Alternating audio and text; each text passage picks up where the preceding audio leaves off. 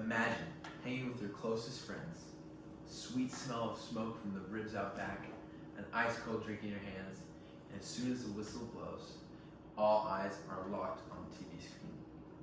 That's the experience for over 130 million people on February 8th during the Super Bowl. Most fans enjoy watching the Super Bowl without knowing how the NFL truly operates. As a football player and fan, I love watching and learning about the National Football League. The NFL operates through a structured league system, a regulated player acquisition system, and a defined season format that determines a champion at the end. The first thing I'll talk about is how the NFL is structured.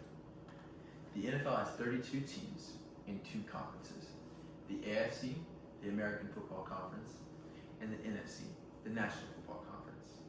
Each conference is divided 4 ways, north, south, east, and west, and each division has 4 teams.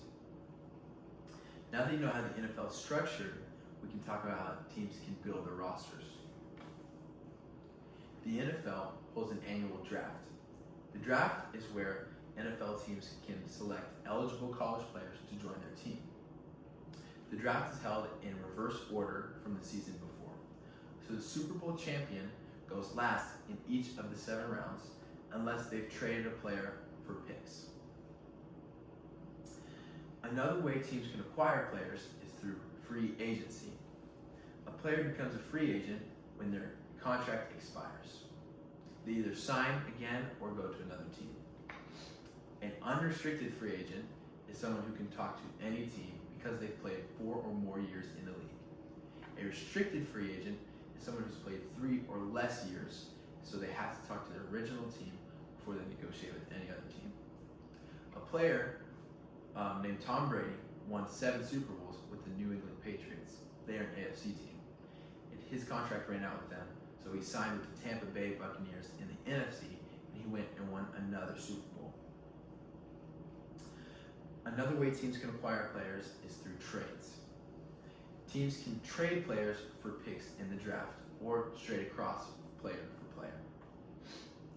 Teams can trade their players without their consent unless they have a no trade clause in their contract.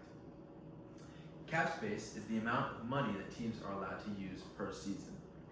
Teams often have to release players, trade, or renegotiate contracts in order to get under that year's cap. Now that you know how teams can build rosters, let's look at how they get to the final game of the season.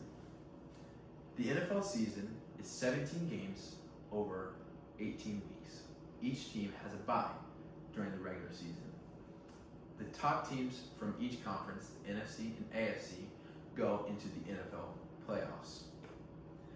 The playoffs are 4 rounds with the number 1 seed from the NFC and the number 1 seed from the AFC getting a first round bye. Those teams all compete until you have an NFC champion and an AFC champion. Those 2 teams play together in the Super Bowl. This last year, it was the New England Patriots from the AFC and the Seattle Seahawks from the NFC. Now that you know how the NFL operates, I'll conclude with the next time you're all sitting together and watching the Super Bowl, that you'll know that it's a result of strategy, management, and organization from all 32 teams, from the draft to the Super Bowl, that defines the NFL.